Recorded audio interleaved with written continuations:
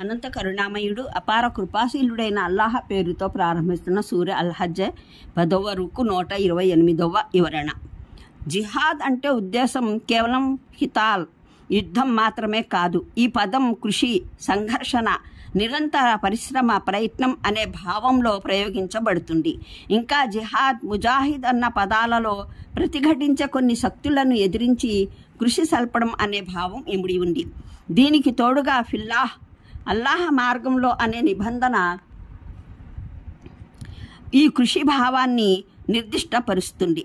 ప్రతిఘటించే ఆ శక్తులు అల్లాహ్ దాస్యం, ఆయన ప్రసన్నత పడేయటంలోనూ ఆయన మార్గాన నడవటంలోనూ అవరోధాలు అవుతున్నాయని, మరి ఈ కృషి లక్ష్యం వాటి ప్రతిఘటనను ఓడించడమే అని నిర్ధారితమవుతుంది. ఇంకా మనిషి స్వయంగానూ దైవదాస్యం సరిగ్గా చేయాలన్నది, ప్రపంచంలోనూ దైవవచనాన్ని సమున్నతపరుస్తూ తిరస్కారం, అవిశ్వాస వచనాన్ని అవనతపరచడానికి ప్రాణాలొడ్డి సంఘర్షించాలన్నది ఆ కృషి లక్ష్యమే అని అవగతమవుతుంది. ఈ ముజాహిదా నిరంతరం పోరు, సతత సమరంకు స్వయంగా మనిషి ఆంతర్యం చెడును ప్రేరేపించే అతని ఆత్మ ప్రప్రదంగా గురి అవుతుంది. అది అనునిత్యం దైవానికి తిరుగుబాటును బలీయంగా బోధిస్తూ ఉంటుంది. మనిషిని విశ్వాసం, విధేయత మార్గం నుండి తొలగించడానికి ప్రయత్నిస్తూ ఉంటుంది. దాన్ని స్వాధీనపరుచుకోనంత వరకు బయటి లోకంలో ఎలాంటి ముజాహిదా సంఘర్షణ, పోరు సాధ్యపడదు. అందువల్లనే ఒకసారి యుద్ధభూమి నుండి తిరిగి వస్తున్న యోధుల్ని ఉద్దేశించి ప్రవక్త మహానీయులు సల్లల్లాహు అలైహి వసల్లం, మీరు చిన్న జిహాద్ నుండి పెద్ద జిహాద్ వైపునకు తిరిగి వచ్చారు అని సెలవిచ్చారు. అక్కడ ఉన్నవారు పెద్ద జిహాద్ ఏమిటని ప్రశ్నించగా, మనిషి స్వయంగా తన మనోకాంక్షలకు ప్రతిగా కృషి చేయడం, పోరు సల్పడం అని అన్నారు. ఆ తర్వాత జిహాద్కు సువిశాలమైన మైదానంగా మొత్తం ప్రపంచమే ఉంది. ఇందులో దైవం పట్ల తిరుగుబాటు చేస్తున్న, తిరుగుబాటు చేయనున్న, తిరుగుబాటుకు పురిగొల్పుతున్న సమస్త క్రియాశీలమైన శక్తులకు వ్యతిరేకంగా మనస్సు, మస్తిష్కం, శరీరం, సంపదల సకల శక్తులతో పాటు కృషి, పరిశ్రమ, పోరు సల్పడమే సరైన రీతిలో జిహాద్ చెయ్యడం అంటే. అలా నిర్వర్తించడాన్నే ఇక్కడ కోరడం జరిగింది. అంటే సమస్త మానవాళిలో మీరు పైన పేర్కొన్న సేవల కొరకు ఎన్నుకోబడ్డారు. ఈ విషయాన్ని దివ్య ఖురాన్లో విభిన్న చోట్ల విభిన్న విధాలుగా ప్రస్తావించడం జరిగింది. ఉదాహరణగా బఖ్రా సూరాలో మిమ్మల్ని మధ్యస్థ సమాజంగా చేశాము, బఖ్రా 143వ ఆయత్ అని ఉంది. ఆలిమ్రాన్లో మీరు ఒక శ్రేష్ఠ సమాజం, మిమ్మల్ని మానవుల్లో ప్రత్యేకంగా ఎన్నుకోవడం జరిగింది, ఆలిమ్రాన్ 110వ ఆయత్ అని వచ్చింది.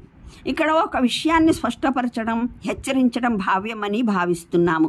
ఈ ఆయత్ ప్రవక్త సహచరుల ఘనతను చాటి చెప్పే, వారి పట్ల ఎత్తిపొడుపులు విసిరే, వారి తప్పిదాన్ని నిరూపించే ఆయత్లలో ఒకటి. ఈ ఆయత్కు ప్రత్యక్ష సంబోధితులు ప్రవక్త సహచరులే అన్నది కానవస్తూనే ఉంది. ఇతరులకైతే దీని సంబోధన వారి అనుసరణలోనే వర్తిస్తుంది.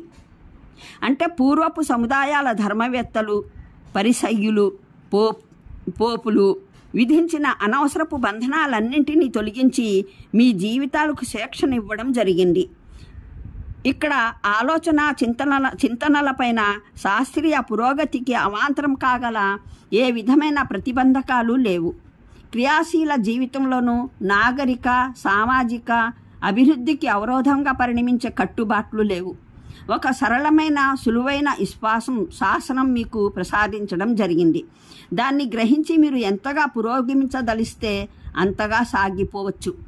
ఇక్కడ ఏ విషయాన్ని నిరూపణగా సకారాత్మకంగా చెప్పడం జరిగిందో దాన్నే మరో చోట నకారాత్మకంగా సెలవీయడం జరిగింది. ఈ ప్రవక్త వారిని సత్కార్యాల కొరకు ఆదేశిస్తాడు, చెడు నుండి నిరోధిస్తాడు, పరిశుద్ధ పదార్థాలను ధర్మసమ్మతంగా, అశుద్ధ పదార్థాలను అధర్మమైనవిగా నిర్ణయిస్తాడు. వారు మోస్తున్న బరువుల్ని వారి నుండి దించివేస్తాడు, వారికి బిగించుకున్న బంధనాలను విడదీస్తాడు. ఆరాఫ్ సూరా 157వ ఆయత్. ఇస్లాంని ఇబ్రాహీం సముదాయం అని అన్నట్లుగానే నూహు సముదాయం, మూసా సముదాయం, ఈసా సముదాయం అని పేర్కొనడం కూడా సాధ్యమే. కానీ దివ్య ఖురాన్లో దీన్ని మాటి మాటికి ఇబ్రాహీం సముదాయం అని మాత్రమే పేర్కొని దాన్ని అనుసరించమని ఆహ్వానించడం జరిగింది. దానికి 3 కారణాలున్నాయి. ఒకటి, ఖురాన్ ప్రప్రథమ సంబోధితులు అరబ్బులు. వారు హజరత్ ఇబ్రాహీంని గురించి ఎరిగినట్లు మరొక ప్రవక్తను గురించి ఎరుగరు. వారి చరిత్ర, సాంప్రదాయాలు, విశ్వాసాలు ఇవన్నీ ఏ వ్యక్తి చేత ప్రభావితమై ఉన్నాయో అది హజరత్ ఇబ్రాహీం వ్యక్తిత్వమే. రెండవ కారణం, మహానీయ ఇబ్రాహీం పెద్దరికాన్ని యూదులు, క్రైస్తవులు, ముస్లింలు, అరేబియా బహుదైవారాధకులు, మధ్యప్రాచ్యంలోని సాబీయులు అందరూ ఏకగ్రీవంగా అంగీకరిస్తారు. ప్రవక్తలు అందరి ఏకాభిప్రాయం పొందిన వారు అప్పుడు ఎవరూ లేరు, ఇప్పుడు లేరు. మూడవ కారణం, హజరత్ ఇబ్రాహీం అలైహిస్సలాం ఈ విభిన్న సముదాయాలు పుట్టకముందే ప్రభవించారు. యూదు, క్రైస్తవ, సాబీ మతాలను గురించి ఇవన్నీ తరువాతే పుట్టాయని అందరికీ తెలిసిన విషయమే. అరేబియా బహుదైవారాధకుల విషయానికి వస్తే వారు కూడా తమ వద్ద విగ్రహారాధన ప్రారంభమైంది అమ్ర్ బిన్ లుహియ్యి కాలం నుంచే అని అంగీకరిస్తారు. అతడు బనీ ఖుజా నాయకుడు. మొఆబ్ ప్రాంతం నుండి హుబల్ పేరు గల విగ్రహాన్ని తీసుకొచ్చాడు. అతని కాలం మహా అయితే క్రీస్తు పూర్వం 500 ఏళ్ళు. అందువల్ల ఈ సముదాయం కూడా హజరత్ ఇబ్రాహీం తర్వాత ఎన్నో శతాబ్దాలకు కానీ పుట్టలేదు. ఈ పరిస్థితుల్లో ఖురాన్ ఈ సముదాయాలకు బదులు ఇబ్రాహీం సముదాయాన్ని అనుసరించండి అని అన్నప్పుడు అది వాస్తవానికి ఒక విషయం పట్ల వారిని హెచ్చరిస్తోంది. హజరత్ ఇబ్రాహీం అలైహిస్సలాం సత్యమైన వారు, సన్మార్గాన ఉన్నవారైతే ఈ సముదాయాల్లో దేన్ని అనుసరించేవారు కాకపోతే అనివార్యంగా ఆ సముదాయమే సరైన సత్యమైన అసలు సముదాయం. తరువాతి సముదాయాలు ఎంతమాత్రం కావు. మొహమ్మద్ సల్లల్లాహు అలైహి వసల్లం కూడా ఆ సముదాయం సందేశం వైపునకే పిలుపునిస్తున్నారు. మరిన్ని వివరాలకు ఖురాన్ అవగాహనం సంపుటి 1 అల్-బఖ్రా పాదసూచికలు 134, 135, ఆలిమ్రాన్ పాదసూచికలు 58, 79, సంపుటి 4 అన్నహల పాదసూచిక 120 చూడండి. మీ అన్న సంబోధన కేవలం ఈ ఆయత్ అవతరణ సమయంలో ఉన్న విశ్వాసులకు మాత్రమే వర్తించదు, లేదా ఆ తర్వాత విశ్వాసుల పంక్తుల్లో చేరిన వారికి మాత్రమే వర్తించదు. దీని సంబోధితులలో మానవ చరిత్ర ప్రారంభం నుండి దేవుని ఏకత్వం, పరలోకం, దైవదౌత్యం, దైవ గ్రంథాలను విశ్వసించే వారందరూ చేరి ఉన్నారు.